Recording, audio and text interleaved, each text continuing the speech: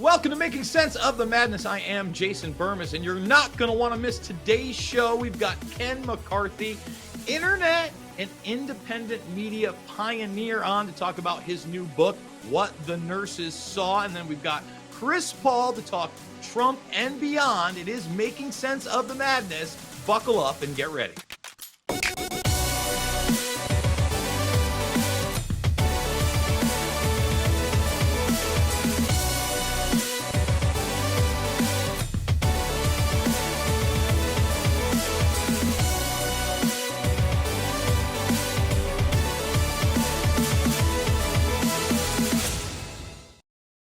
And we are joined by Ken McCarthy. And to try to put in perspective how ahead of the curve this guy has been, he was at the forefront of the first days of the internet, of email, and brasscheck.com was around all the way back in 1997 when this guy was just graduating high school. Ken, it is a pleasure to have you here.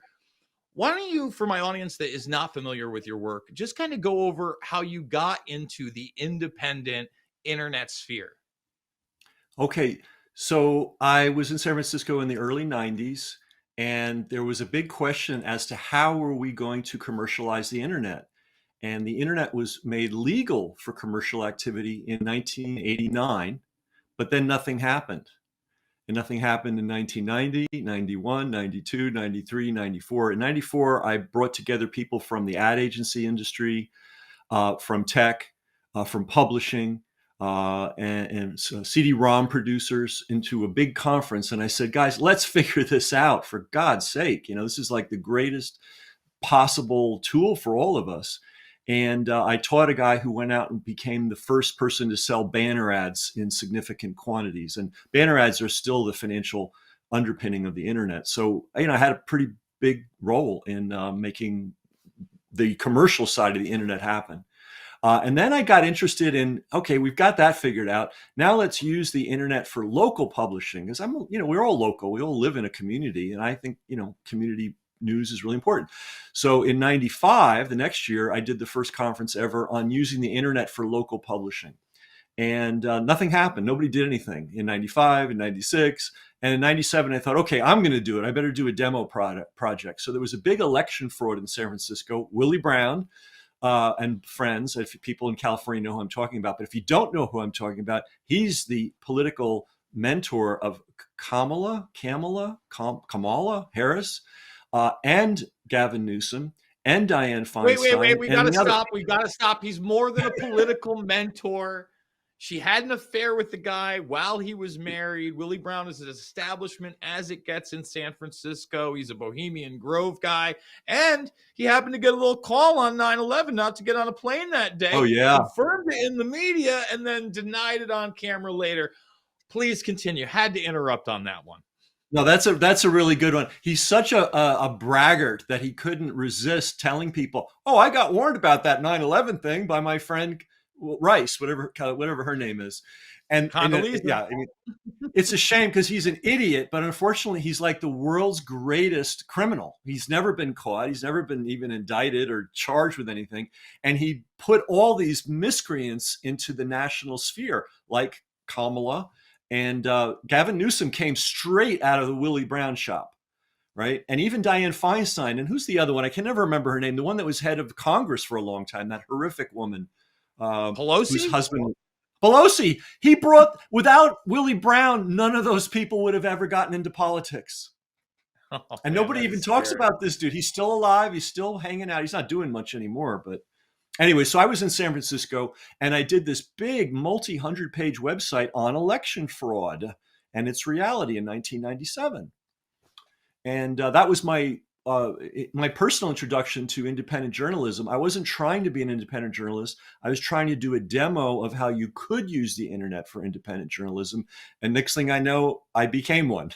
And I still am one. And I wish I could be free. Every time, what is that thing from that movie? Every time I try to get away, they pull me back in. I don't know. It's a little Godfather line right there, Ken. How can you the Godfather, right? Exactly. That's it.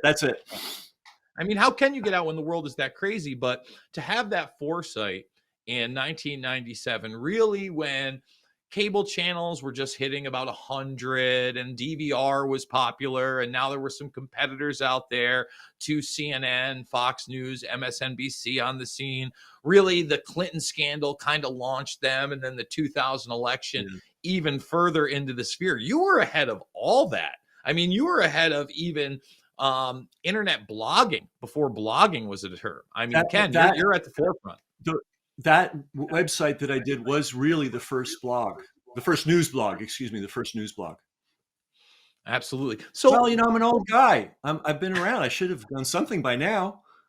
If I hadn't- you're not that old, Ken, and you're still doing stuff. And that's why we're here today, because over the years, you've been, again, really one of the first guys to question major events, 9 11 being one of those events.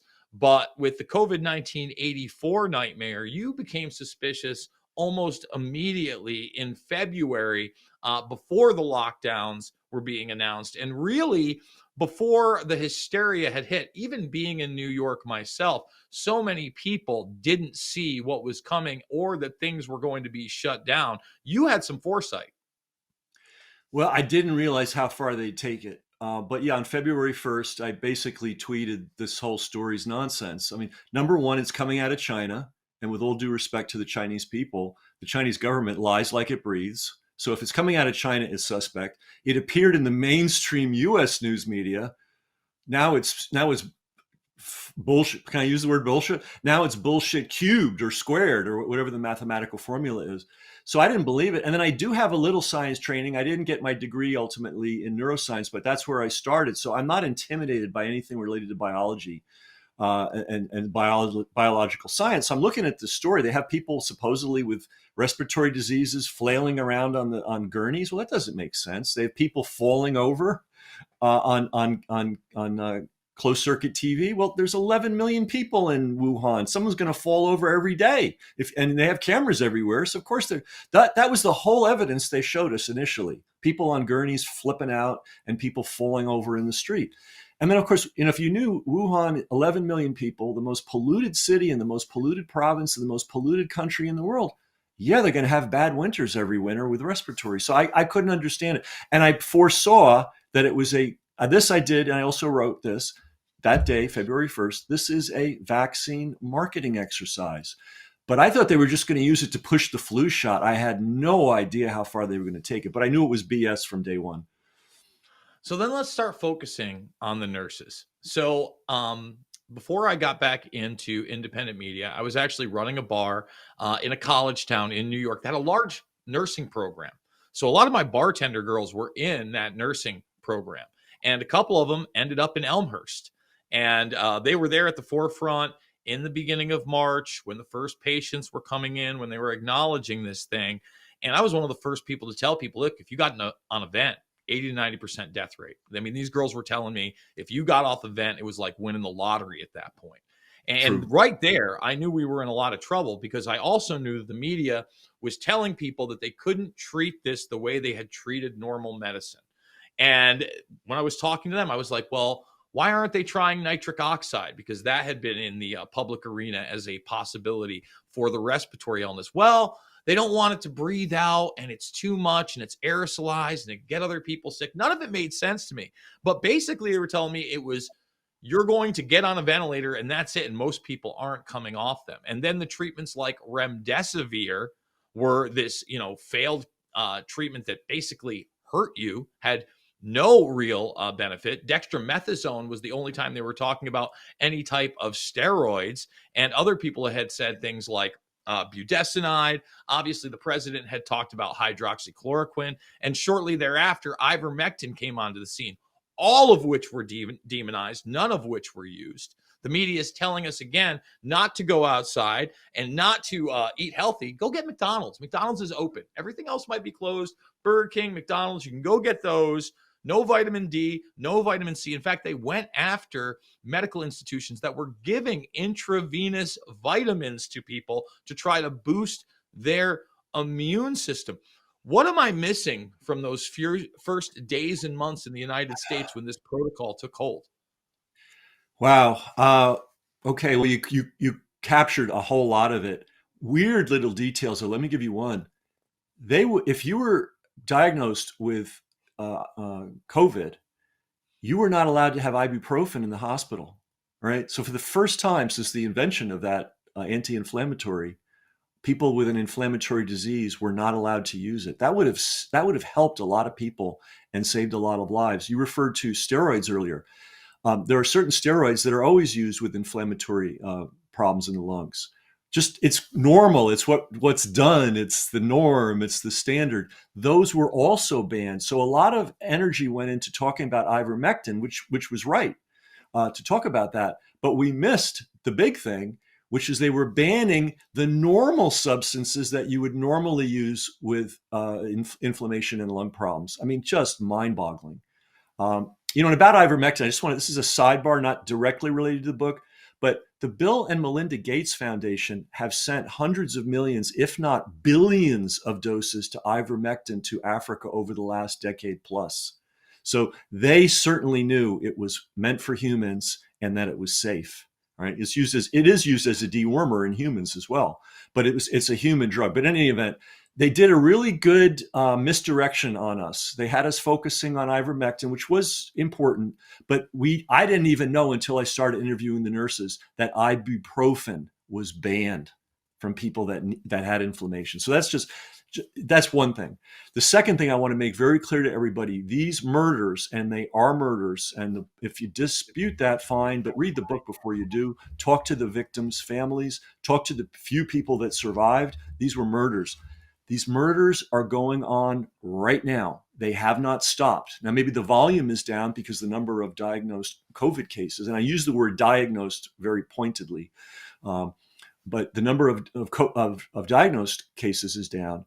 But if you get into a hospital and they diagnose you as COVID, and you're in one of these hospitals, and there's a lot of them all over the country, they're going to do everything they can to vent you. They're going to do other things that you need to be careful of. And this I learned from the nurses. I mean, I spent lots and lots of time with them, and every day I'd be amazed at something I learned. If you go to a hospital, you will very often, whether it's COVID or not, you'll very often be offered a sedative of some kind. Oh, you look a little bit upset. Maybe you'd like a sedative. Don't take it. The minute you take a psychoactive drug in a hospital, you now become somebody they can hold against your will. Why? Because you're now a danger to yourself and others. And there is a law that allows them to hold on to you. It's called medical kidnap. And so that's one of the things they did with people. They put them on sedatives. And sometimes they didn't put them on a few sedatives. They put them on a gargantuan number of sedatives. And a lot of people didn't know enough to say no. The other thing, the most horrifying thing they did, and this, every nurse said this, and every family member that I talked to, I spoke with a group of them last night, and I want to tell you a little bit about that. But every family member, I said that the suffering of our loved one was terrible. Our suffering was terrible. The death was terrible. But the worst thing was being prohibited from seeing our loved ones and being able to advocate for them. So there were a lot of people, maybe not well informed, maybe trusting, maybe older. And, I'm getting older. I'm starting to trust everybody too. And you didn't have anybody to stand up and say, oh, no, not that. You don't give her that drug. Don't give him that drug. They were in a race to intubate people. And the nickname for intubation is the garden hose. Okay, so if people hear about vents, they don't really know what that means. That means sticking the equivalent, it's not quite that large, but it's about that size, of a garden hose down somebody's throat into their lungs. You also have to put a feeding tube into their stomach. You have to do it accurately. You can kill somebody, and many people were killed by this being done incorrectly right out of the gate. Why were so many people killed? One, because these protocols were wrong. Two, they had a lot of wrong personnel on these floors, on these ICU units. And I only know New York in detail. I've spoken to nurses in other countries and in other states, but I know New York really well.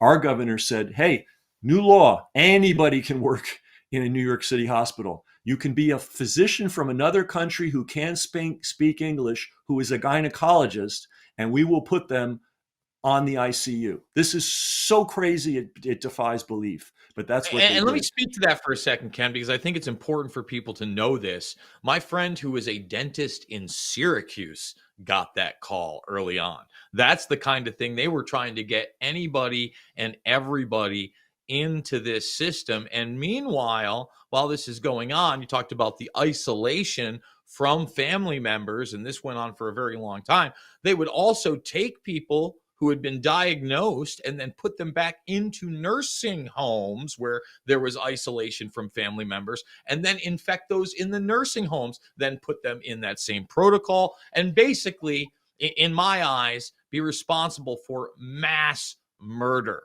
And instead of going after Cuomo for that on his exit, they made it about some grab ass thing. Yeah, but I mean, bizarre beyond words. Yeah, there was no, if they truly believed this was an infectious disease, they didn't do anything that you would normally do in the case of infectious disease. Yeah, you're absolutely right. They put people that were not infected with people that were infected commonly. Yeah, is just mind-boggling. But the scary thing is they were getting doctors who did not have ICU qualifications and putting them in charge of in intensive care units. And they were bringing guys from other countries where they have different standards. And some of these guys, some of these guys could not speak English.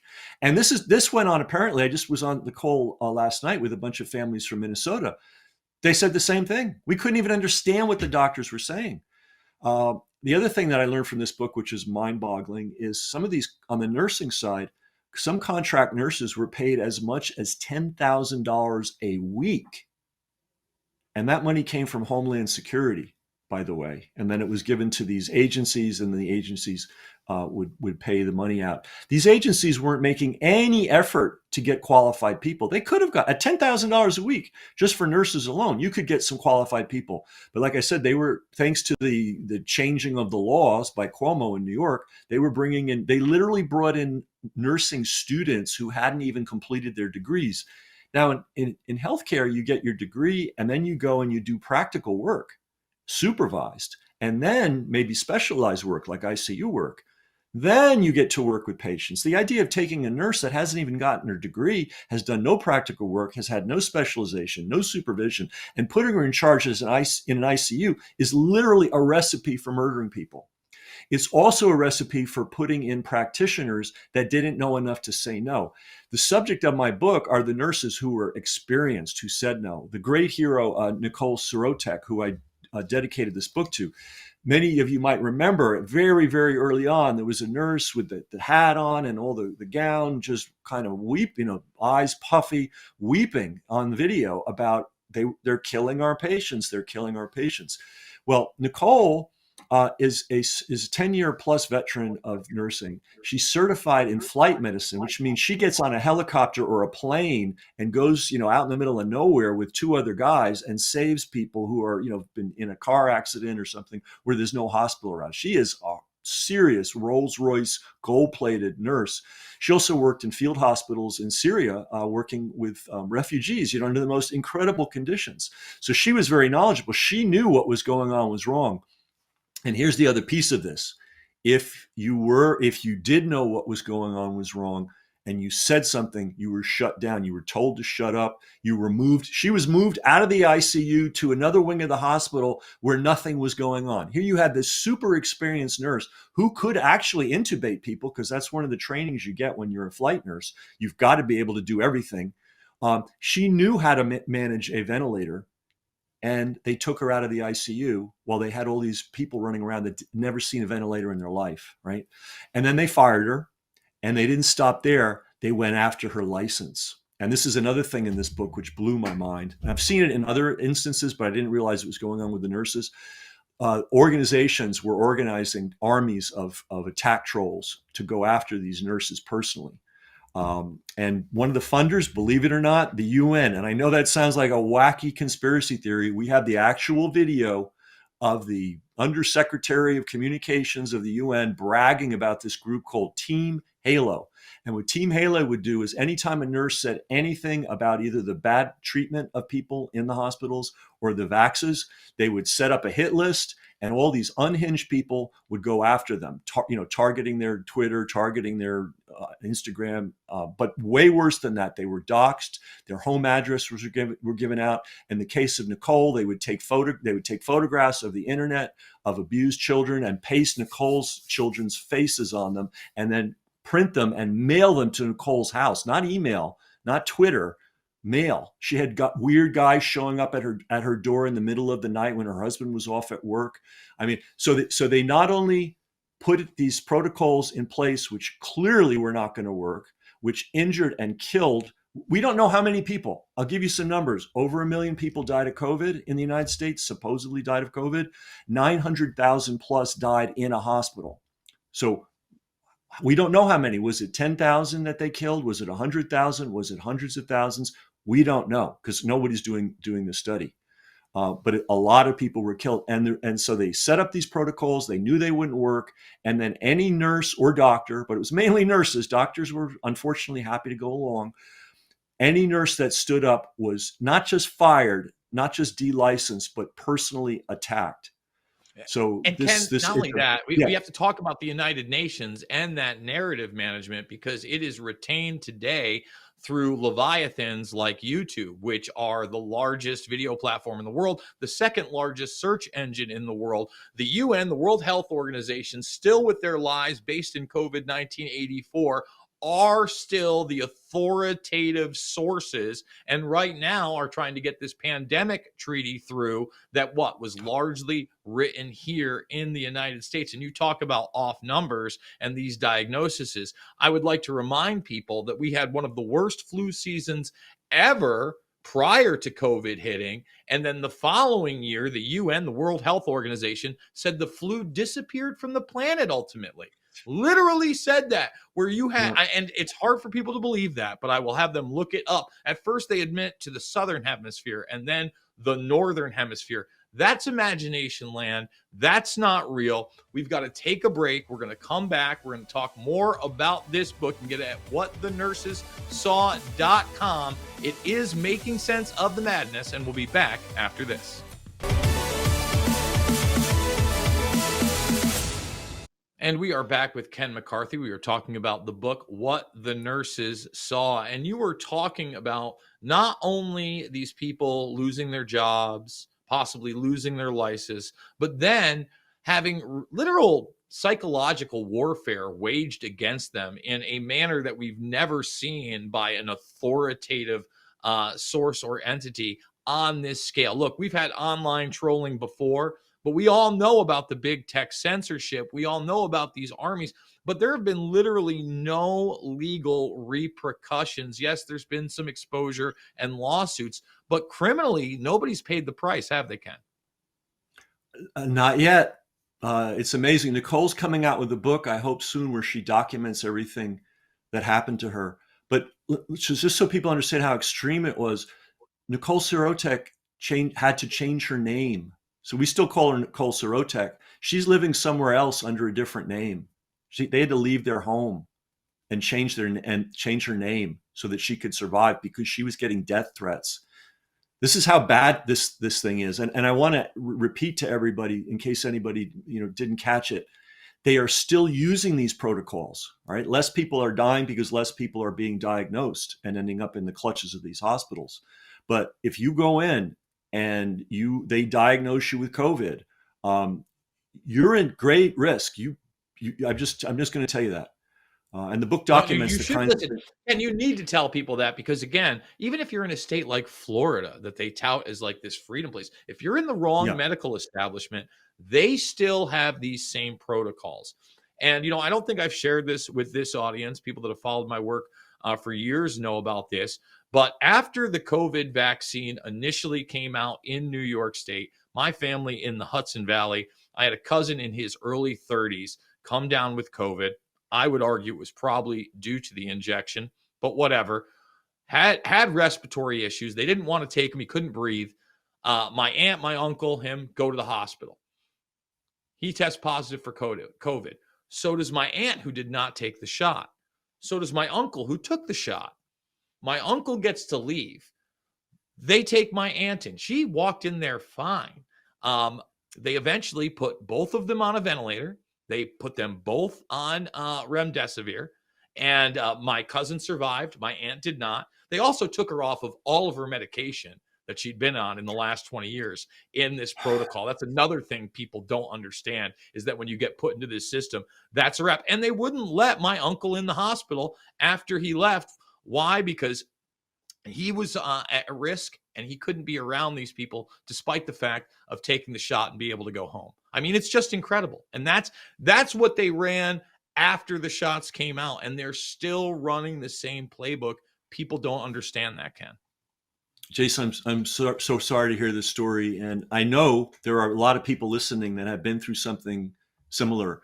You made a really important point. So let's say you're a diabetic and you show up at the hospital, they diagnose you as having COVID. You don't get your diabetic medicine anymore. Whatever medication you were on before you went into that system, they don't care whether you get it or not. It's hard when you hear when you talk to the nurses and you hear the testimonies like yours and other family members. It's hard to think that this thing was set up for any other purpose than to kill people. I mean, let's see, take away their medication. By the way, don't feed them. Don't give them water. Cut them off from their loved ones. Put them on powerful psychoactive drugs. Coerce and bully them into getting intubated and vented.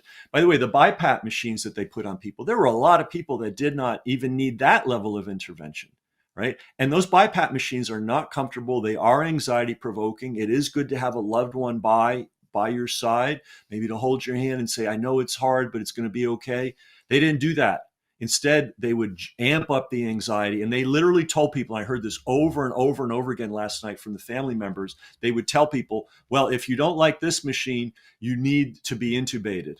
You need the ventilator. So there was a lot of effort to put people on ventilation. The other thing I learned that I didn't know from talking to the nurses, I think we all knew that if you diagnose somebody with COVID, the hospital would automatically get an instant payday.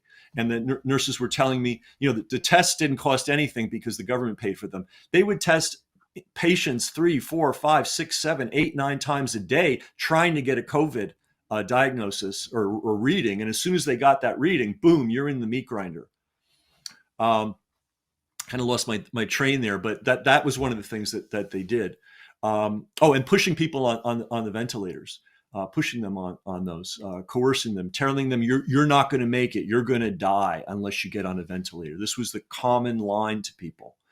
And a lot of people had said, no, I don't want to be on one, and they just beat them down. And now remember, they don't have a loved one. They don't have an advocate. Any nurse around that's trying to protect them is being taken away. This is one of the things Nicole would say. She'd be working with a patient, protecting a patient, keeping that patient alive for days without needing to be vented. And they would throw her off the case. And the next thing she knew, the person was on a vent. And the next thing she knew, the person was dead. And this is ongoing today. I mean, it's a commonplace story. You talk about what these doctors did. Immediately, as soon as I knew that they went to the hospital, I called my uncle. I said, you need to, number one, get them out of there, but you need to get them on ivermectin. And right. Straight up, he called me back. He said he talked to the doctor, and the doctor told him remdesivir is the same thing as ivermectin. It's going to do the same thing. And I mean, people have trouble believing that, but that's what happened.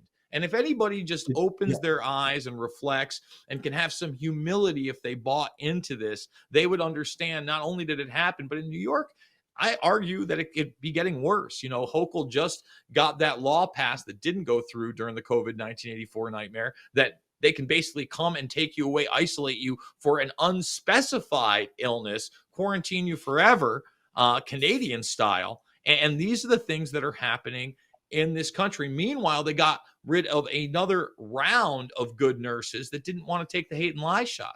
I want people to understand so many people had to resign during that mandate as well. And it was really few and far between for those that were not only able to stand up, but stand up legally. And those that did eventually, some of them are getting payouts. But at the same time, we lost a lot of great medical personnel. We lost a lot of great nurses. And that system is even more broken today than when it started, Ken. Well, I want to give a little good news. 2 groups have founded, the American Frontline Nurses and Canadian Frontline Nurses. And there's another one that's in the book, and I apologize to my friend who I interviewed. It's nursefreedomnetwork.org.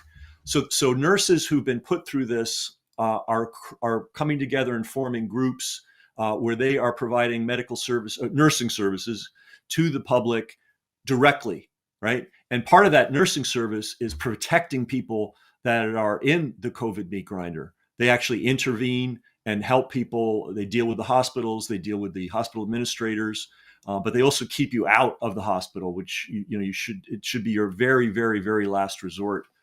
About remdesivir, people should know remdesivir was a failed Ebola drug.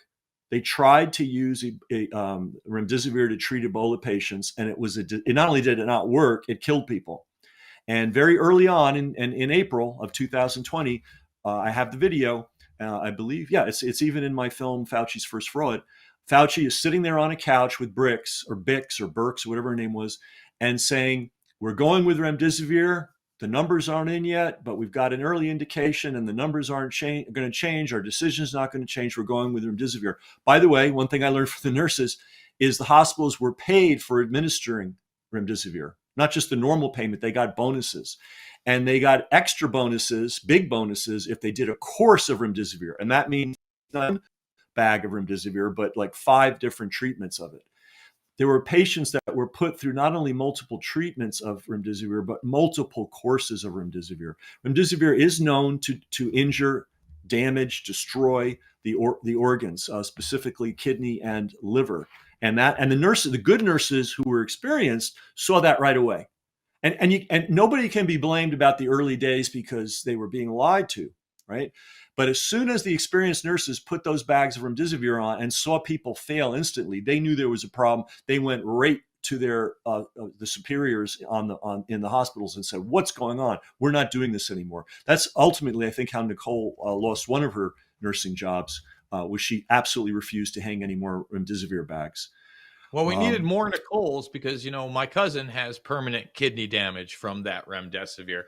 Unfortunately, we have run out of time. Ken, what would you like to leave the audience with? Whatthenursessaw.com is where they can get the book. What else you got for us? Well, I don't, it's self-serving. Buy the book. This is not a trivial book. We put a lot of time into it. It is fully documented. We have expert nurses giving their testimony. We have a lot of supportive material. We have an amazing article called Follow the Money, which was given to us by AJ DePriest. If you don't know her, whoa, she tracks all the finances of how the federal government specifically incentivized the hospitals to give remdesivir, to put people on respirators, and basically kill people. I did this thought experiment a long time ago of what would happen if somehow there was a profit center in flat out murdering people. And I couldn't imagine how that could ever come to be. Well, I think it has come to be. And I want to stress to everybody that it's not over. This book has a lot of resources in it. The website points to a lot of resources. Please, for your sake, for your family's sake, for your community's sake, for your loved one's sake, at least go to the website, take advantage of the resources, get the book so that we can get more people aware of this. So I can be on more podcasts. Jason's one of the few people that will have me on a podcast, and maybe that will change.